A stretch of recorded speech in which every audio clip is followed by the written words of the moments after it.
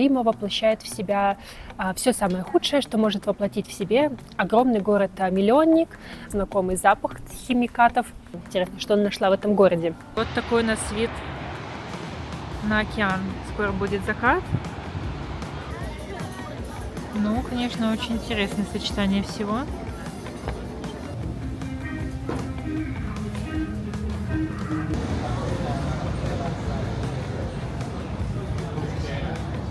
Тут очень много ресторанов имеет Мишлен. Перуанская кухня, она известна тем, что она лучшая на континенте. Okay, here we have potato chips. This name of potato, this is Для меня Лима оставила какое-то неплохое впечатление при данном. Никто не любит Лиму, потому что действительно такой набережной я не видела почти нигде. Да? Я просто ходила там и пищала от восторга. Гастрономическое разнообразие, шикарнейший ресторан, великолепная кухня. Ну вот, у меня такие остались смешанные чувства от Лимы. Всем привет! Ну что, я готова начать свой цикл рассказов о латиноамериканском путешествии и, соответственно, начну с Лимы, потому что это город, куда я прилетела, был прямой самолет из Парижа, и, в принципе, Лима, Перу для многих это часто первое место, с которым они осуществляют знакомство со всем латиноамериканским континентом, потому что, наверное, вообще на всем континенте Перу, наверное, самая туристическая страна. И, конечно же, это будет не Лима, а Куско и Мачу-Пикчу, седьмое чудо света. Поэтому, наверное, мне кажется, что в Лиму приезжает огромное количество людей. Вот, я тоже прилетела в Лиму. Это мой второй раз, когда я посещаю этот город. И в первый раз он не произвел на меня огромного впечатления, потому что, с моей точки зрения, Лима воплощает в себя все самое худшее, что может воплотить в себе огромный город-миллионник. И конкретно постоянную конструкцию, в смысле реконструкцию и постройку. Связанный с этим постоянный шум, то есть постоянное давление на все органы восприятия, шум, дым, копоть от выхлопных газов, огромное количество машин, огромное количество световой рекламы, всего того, что воздействует на тебя. В общем, и, знаете, ты такой прилетаешь из аэропорта, скорее всего, если ты летишь из Европы, ты летишь часов 19. Я летела через Колумбию с авианкой, поэтому это заняло, по-моему, 23 часа, в общем, перелет. И ты прилетаешь в Лиму, и если тебе немного не знакома специфика этого города, то тебе он не понравится. Знаете, некоторым людям и Париж не нравится, потому что, о боже, это большой город, там шумно, там много машин. Представьте, что вы приезжаете в мегаполис, в котором очень неудачные автомобильные развязки, идет постоянное автомобильное движение, постоянный шум, постоянный грохот.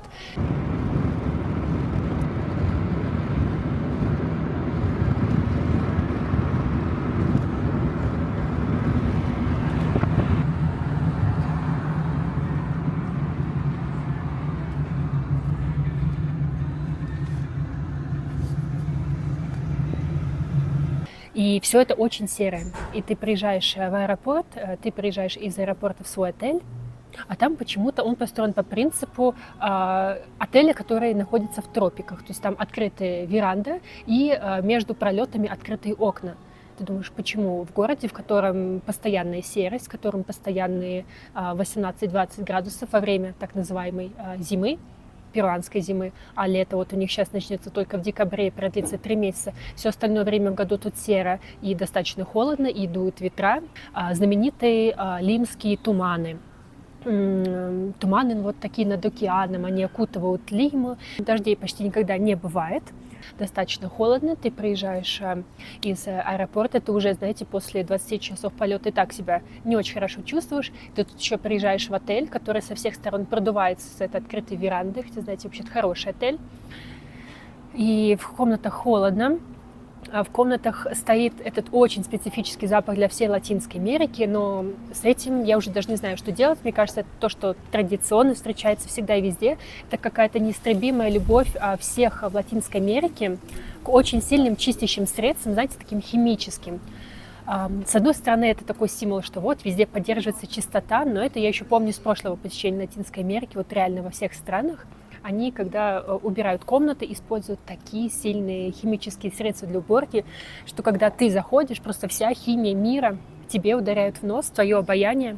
И я не то чтобы самый фанат там органики, ну да, фанат, но Не то, чтобы у меня были какие-то сильные вопросы с обонянием, но просто это невозможно дышать химикатами. А это на самом деле просто значит, что комната чистая. И вот тут я приезжаю в отель, мало того, что холодно, сразу же вдыхаю этот запах, такой думаю, о, я на родной земле, вьюшка, привет, знакомый запах химикатов. И, конечно, холодно. И везде этот туман. Ты думаешь, так, ну, какое неромантичное место для своего отпуска я выбрала.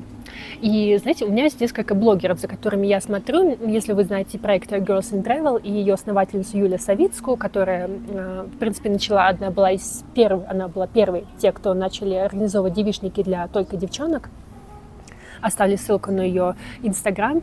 Она достаточно знаменитый, хороший, классный тревел-блогер. И она вот говорит, то есть она была везде, почти на всей планете, в всех городах. Она вникает в культуру, она интересуется едой, она говорит много про отели.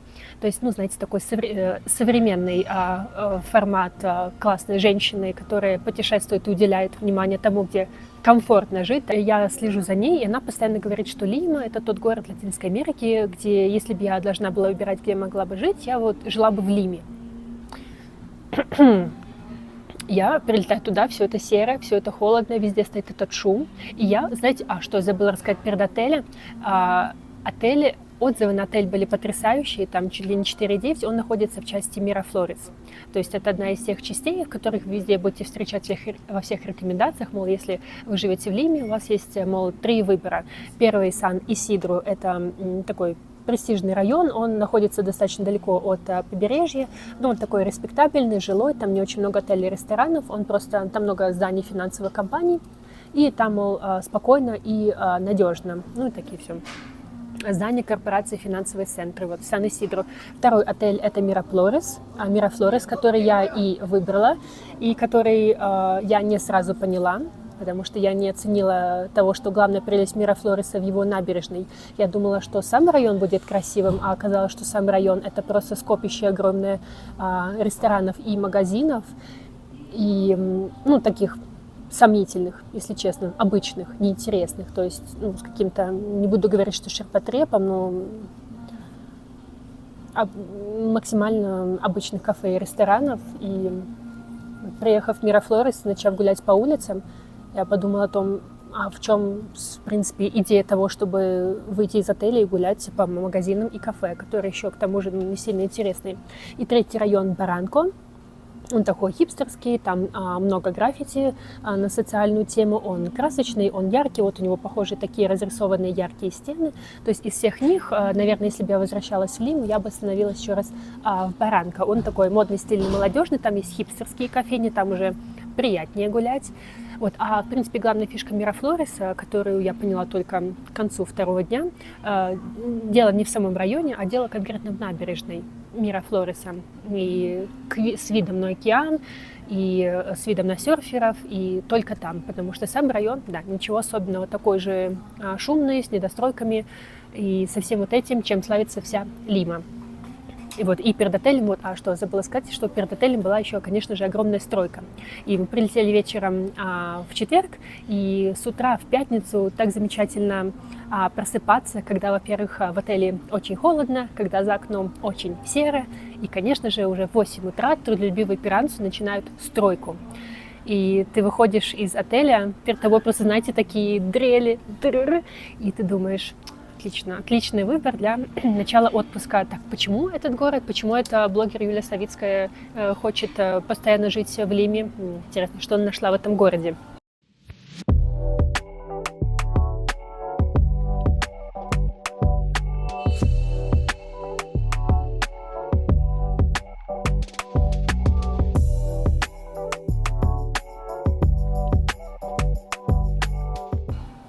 Потом ты начинаешь гулять, ты выходишь на набережную Мирафлореса, и ты понимаешь, окей, это такой шикарный вид,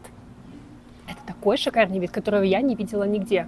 Я бегала там по всей набережной, проходила по всем паркам, смотрела на то, как ребята летают на параплане, смотрела на красивых ребят на своих яхточках и думала, слушайте, такого вида я реально не видела нигде.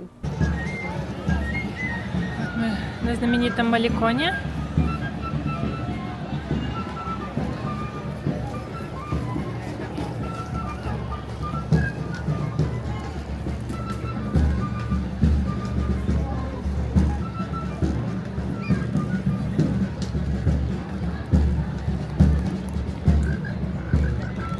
Перуинское кофе.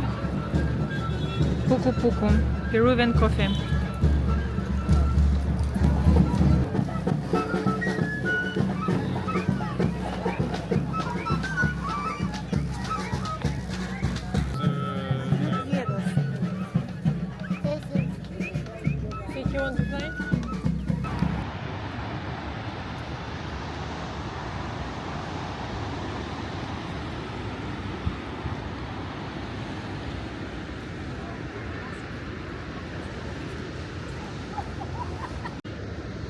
В общем, вот, наконец-то я гуляю по Маликону, по главному району Мирафлореса с видом на океан. Тут очень много людей сидит на пикниках, тут сейчас вечер воскресенья. И самое главное, что это Тихий океан. И когда солнечно, а в Лиме не так уж часто солнечно, когда все-таки выходит солнце, все выбегают, все сразу серферы в океане, все ребята на параглайдингах летают. Тут вдоль набережной красивые небоскребы, классные лужайки, вообще такая зеленая трава, то есть это очень приятно. И набережная на холмах, то есть снизу только пляж, а ты наверху можешь гулять, бегать, заниматься спортом, и все кафешки тоже наверху. В общем, очень мне здесь нравится. В такое местечко пришла почитать. Все ребята сидят с пикниками. Тоже сейчас сяду с книжкой. И вот такой у нас вид на океан. Скоро будет закат.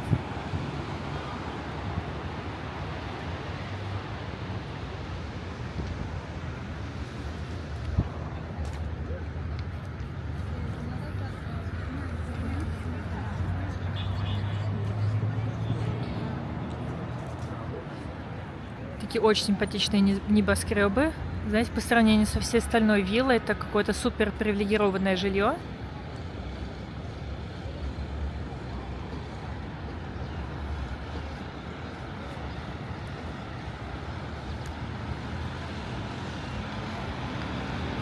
Такие развязки большие автомобильные. И вот такие холмы высокие, сверху которых можно наблюдать за океаном.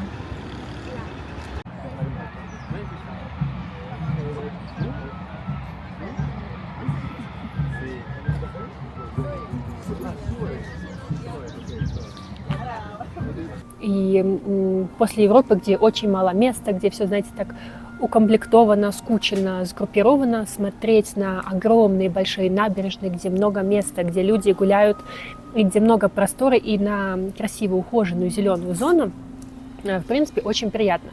То есть, наверное, если вы приезжаете на пару дней в Лиме и хотите увидеть что-то красивое, то вы сразу пойдете на набережную и Барранка, но в основном набережная Мирафлореса. А по самому району Барранку можно гулять именно по улочкам, по районам.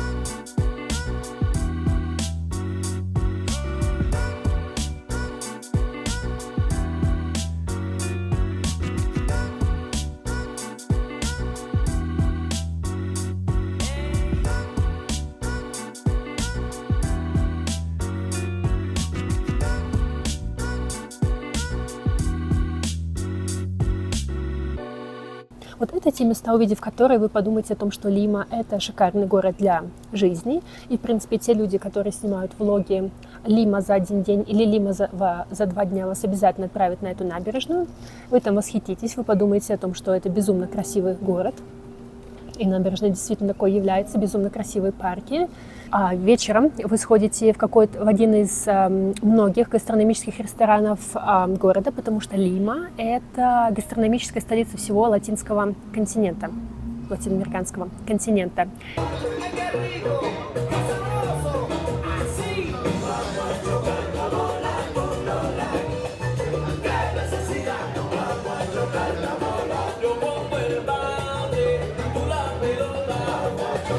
Мы на главном рынке, и сейчас идем пробовать самое знаковое блюдо, один из самых классных стритфудов Перу. И вот он как раз в Лиме, один из самых лучших стритфудов вообще всей Латинской Америки.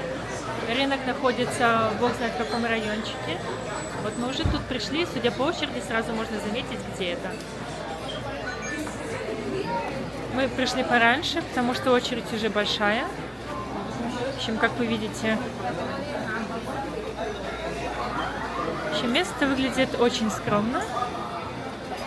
Вот такая кухонька. И там, по версии ТВ-шоу, готовят лучшие блюда. И всего 15 солей. Это сколько? $5? Хорошо, посмотрим. Бежим за наш столик.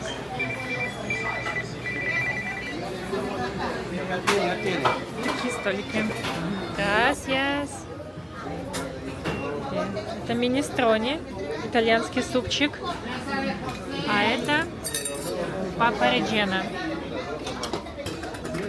Картошка с начинкой.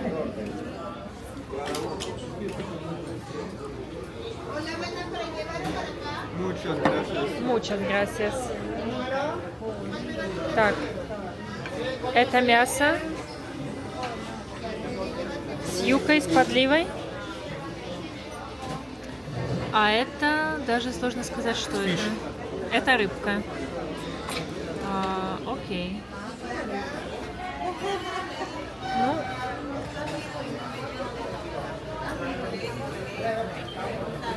Окей, будем наслаждаться. It was 8 euro altogether. И вот чем в Лиме действительно прекрасно, так это с ресторанами очень высокого уровня. Тут очень много ресторанов имеет Мишлен. Самое большое количество ресторанов с мишленовскими звездами на всем континенте. Тут действительно очень высокий уровень и самих шефов, и подача интересная, и шикарные рестораны с очень красивым видом.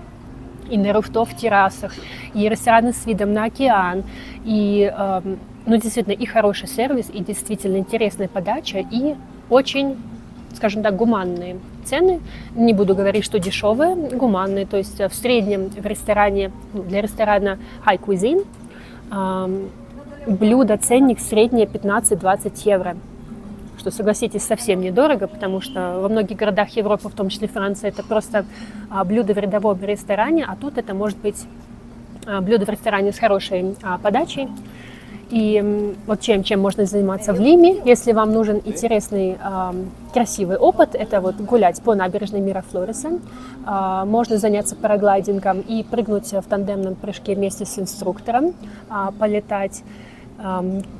Купаться там не купаются, потому что там достаточно холодное течение, такое же, как и в Чили, поэтому там много серферов. Можно заняться серфингом. Кстати, не знаю, как насчет того, чтобы обучаться, но заниматься серфингом можно. И вот погулять по набережной зоне и провести несколько вечеров в красивом ресторане, в красивых ресторанах. Вот их, правда, точно говорю, несметное количество.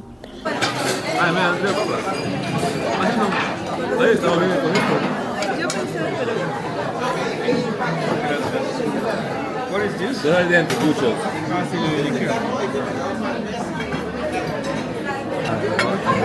Gracias. Anda lavando la noche. А про кухню Перу можно снять отдельное видео, потому что, для фуди, для ценителя high-end cuisine это реально классное место. И можно только ради этого ехать в город. Я познакомилась с несколькими ребятами из других стран, в основном с бразильцами, которые приехали в Лиму именно за фуд-туризмом. И они были просто в восторге. Они были в восторге, и я уже уехала из Лимы, они все продолжают постить фото с ресторанов, и каждый ресторан, если сохраняет закладки, и хотя сама Лима оставила у меня очень противоречивое впечатление, дальше расскажу почему, именно для ресторанов и для клубов я бы вернулась на несколько дней, потому что все фотографии, которые они постят, все сторис, я думаю, боже, какое шикарное место, сохранить, все в закладке сохранить. И во всех отелях, где мы были, я уже говорила, мне понравился и сервис, и подача, и сами блюда. Ну, в принципе, перуанская кухня, она известна тем, что она лучшая на континенте. Это правда, север страны больше известен своим севиче. Вот Лима известна всем, фьюжн всех кухонь. Рестораны Лимы знают в других городах Перу, например, вот ресторан Осака, который я посетила в Лиме, приезжая в Арекипе, говорят, мы были в Осаке, его все знают. Это такой фьюжн перуанской и японской кухни. Avocado with sesame oil.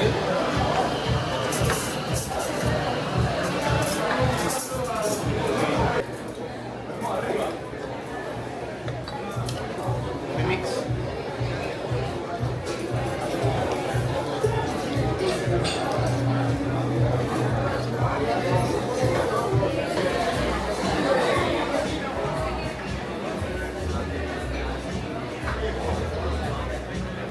Okay, here we have potato chips. This name of potato, this is taro. Taro. Taro is a name.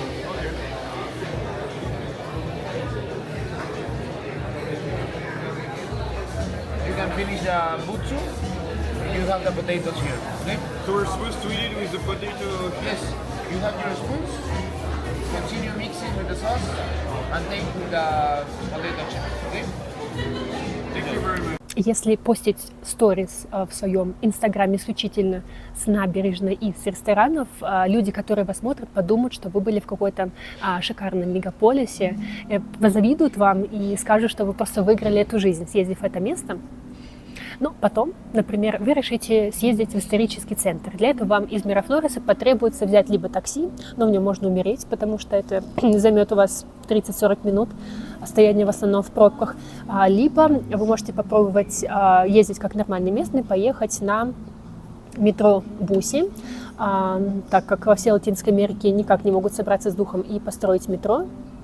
Кажется, в Буэнос-Айресе было метро.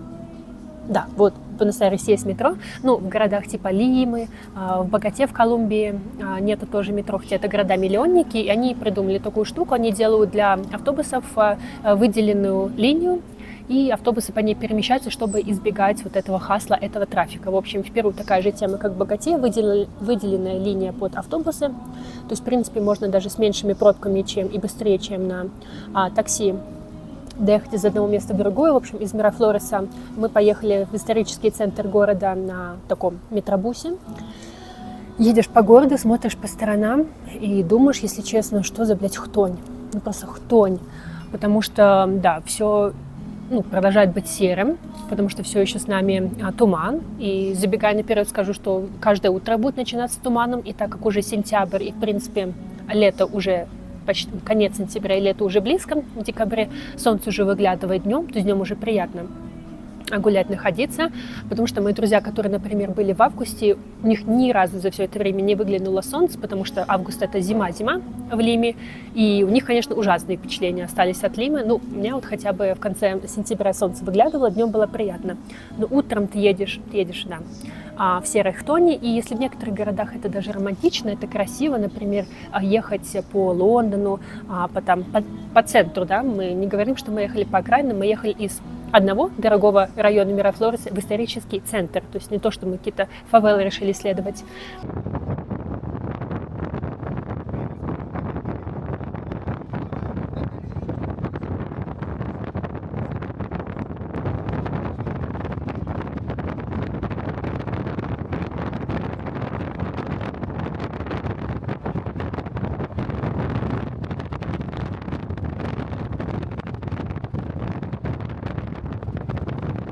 Так вот, в некоторых городах, наоборот, красиво, когда там идет дождь, когда туман, там по Парижу приятно ехать, все такое загадочное, по Петербургу.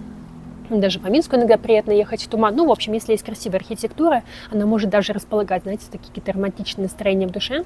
Но в Лиме ты едешь, ты видишь серые здания, постоянную стройку, постоянные недостроенные дома, на которых не идет стройка, они просто стоят посреди города, какими огромными серыми глыбами из них торчат эти штыки. И забегая вперед, могу сказать, что такие же недостроенные здания я увижу по всему побережью от Лимы дальше к Паракасу. Я думаю, что есть какой-то закон, что если ты покупаешь землю, ты должен на ней что-то построить, иначе у тебя ее заберут. Иначе я не знаю, чем можно объяснить то, что такое огромное количество недостроек, которые безумно портят вид любого города. Движение максимально хаотичное. Ты едешь 40 минут. Мы ехали из Мирафлореса в исторический центр. Просто дикий хасл транспорта. Ни одного красивого здания по пути ты не видишь.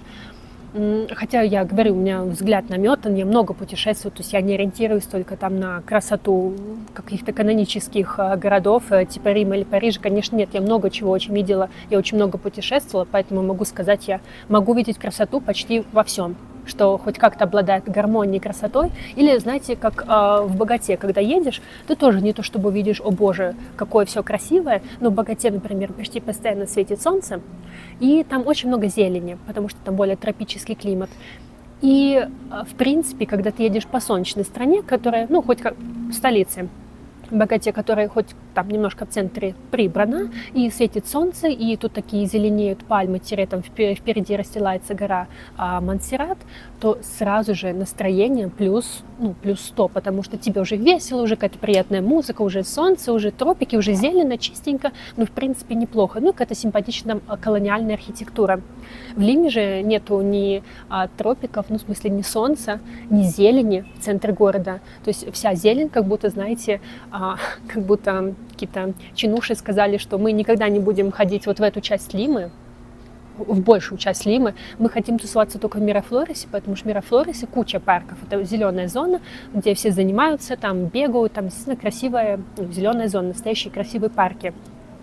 А вот как едешь по обычному городу, отъехав от набережной, ни тебе деревца, ни тебе кустика, ни тебе чего-нибудь, что тебя как-нибудь отвлекло от какого-то ужаса, реальных тони, от такой безысходности, давящего на тебя города. И вот приехали мы в исторический центр. Ну, он неплохой, исторический центр. Не могу сказать, что он как-то сильно выделяется или меня он чем-то поразил, так как Лима большой город, то исторический центр там большой, там есть более интересные, там ратуша, площади, которые отреставрированы, которых ты видишь, вот сделали позавчера, отреставрировали позавчера даже. Ну, не будем углубляться, но реставрация, на мой взгляд, тоже произведена не совсем удачно, с той точки зрения, что, очевидно, ты видишь, что это сразу новодел. Ну, ладно, по крайней мере, там чисто как-то ухоженно. Вот. Ну, а есть какая-то часть исторического центра, которая, в принципе, неинтересна и, ну, также хаотично, некрасиво, сера. И, в общем, я бы не сказала, что в Лиме стоит непременно ехать в исторический центр города. Есть гораздо больше приятных небольших городов, вроде Арекипы, Куско, где, если вам интересна колониальная архитектура, можно посмотреть вот на эту колониальную застройку. Честно, в Лиме, с учетом того, как долго ехать в этот исторический центр, и как неприятно туда ехать, и как там, ну, я говорю, я не видела ничего такого, что сподвигнуло бы меня туда вернуться. Вот, то есть второй раз я бы в исторический центр не поехала. Get close, guys, please. This is the part of the wall. It has that name because it has a museum about religious art. The facade is original from 16th century, but the two towers.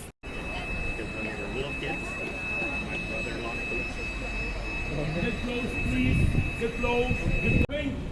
And the balconies show us Rococo style. The first owner was Martín de Isabela, Count of Sepúlveda.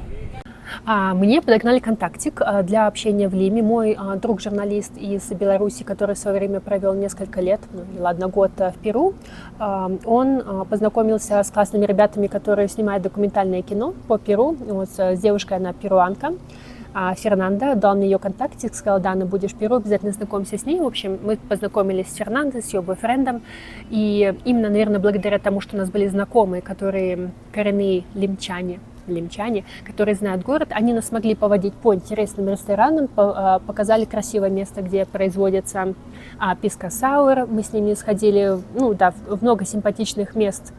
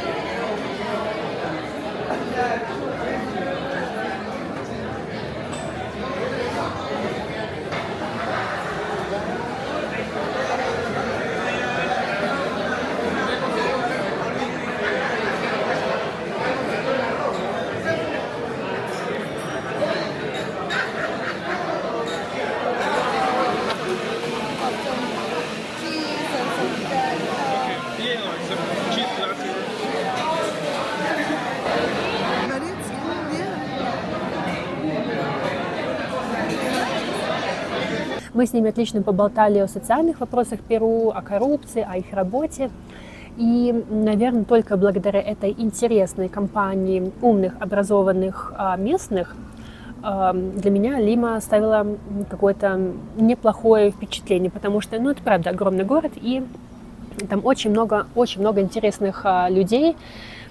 Даже Фернанда, когда я спрашиваю ее, что ты думаешь о Лиме, она говорит: Дана, никто не любит Лиму. Она говорит: я знаю, я коренная лимчанка, 30 с чем-то лет, я знаю только 2 человек в этом мире, которые говорят, что не любят Лиму. Это Андрей, твой друг Андрей, наш общий друг Андрей из Беларуси, который дал мне контакт, и мой папа. В общем-то, 2 человека в мире, которых я знаю, которые любят Лиму. Даже если это сказано с какой-то шуткой, или это не шутка, коренной жительница города может многое сказать о том, как местные сами оценивают город. Он, правда, хаотичный, он тяжелый, его не очень легко полюбить. И когда ты много путешествуешь по Латинской Америке, ты непроизвольно начинаешь сравнивать. То есть я сразу думаю, насколько Буэнос-Айрес, например, приятнее, потому что у него очень красивый именно европейский центр. То есть именно с точки зрения архитектуры Буэнос-Айрес намного интереснее, нам знакомый европейской архитектуре, в принципе, как город построен, что он чистый, что он ухоженный. Там есть бедные районы, но они не выглядят так уж угнетающе. Или, например, Богота. В Колумбии я уже про нее сказала, что это сразу плюс солнце, плюс гора Монсеррат, которая есть в городе, которая сразу, тебе чувствуешь, дает чувство, что ты ближе к природе, что ты сейчас можешь сходить на хайк. Огромное количество продавцов фруктов, отличная латиноамериканская музыка. И скажем, что в Боготе очень приятный центр. Да, там много наркотиков. Но это следует отметить, в Боготе это есть, но там есть и очень классные деловые районы, то есть Богота прямо очень классное, симпатичное место для того, чтобы жить для меня. И в Буэнос-Айресе я жила, и Богота мне нравится. Столица Эквадора Кито, я там провела всего несколько дней, но мне тоже понравилась, она такая симпатичная, уютная, очень красивый центр. То есть из всех этих городов Лима, наверное, производит сразу наиболее отталкивающее впечатление. Потому что она, правда, слишком хаотичная, но потом, если ты избегаешь, в принципе, посещения большей части города и фокусируешься на самой красивой части города, то там тебе очень красиво, потому что действительно такой набережной я не видела почти нигде. Я просто ходила там и пищала от восторга. Я говорила бойфренду: Адриан, зачем же нам возвращаться в Париж? Давай, мы будем жить где-нибудь с таким видом. Я, конечно, не сказала, что давай переедем жить в Лиму, потому что до этого я уже съездила в исторический сити-центр, постояла в пробках по часу и повдыхала везде этот воздуха от выхлопных газов, потому что, очевидно, нет никакого регулирования возраста твоей машины, поэтому ездят на всем, на чем можно ездить, и поэтому, соответственно, постоянно заложен нос, постоянно слезятся глаза, реально какие-то ездят на каких-то тарантайках, не знаю, 90-го года.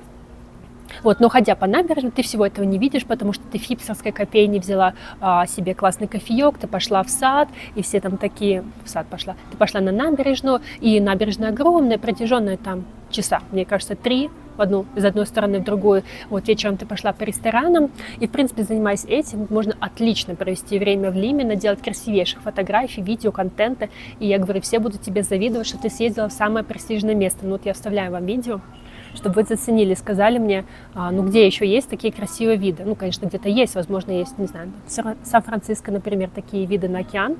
Но я, например, не видела никогда города вот с такой офигенной панорамой.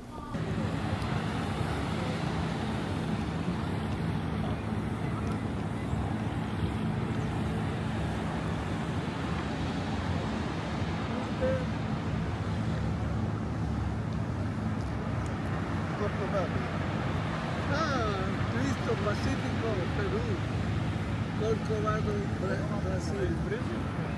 Это Brasil. Вот в этом плане Лима молодец, и ни в одной латиноамериканской столице нету океана. Ну, знаете, океан сразу же это плюс 20 очков любому городу. Ну вот, у меня такие остались смешанные чувства от Лимы, подытоживая из плюсов гастрономическое разнообразие, шикарнейший ресторан, великолепная кухня, замечательная подача, замечательные шеф-повара. Обязательно ради ресторанов туда стоит ехать. Изучайте заранее, возможно, бронируйте заранее, в некоторые рестораны сложно попасть. И, конечно же, как в любом месте, желательно найти местных, которые вам симпатичны, которые смогут хотя бы с некоторой любовью показать им что-то красивое в городе, помочь сориентироваться в такси хаотичных, и как-то вас постараться расположить и к стране, и к ее столице, которая, как вы уже поняли из этого видео, к которой я отношусь двояко. Я хотела бы вернуться как раз-таки в Лиму, потому что мне, как человеку, любящему гастрономию, очень интересна эта часть жизни. Вот. Ну, вы сами решайте, хотите вы посетить этот город или нет.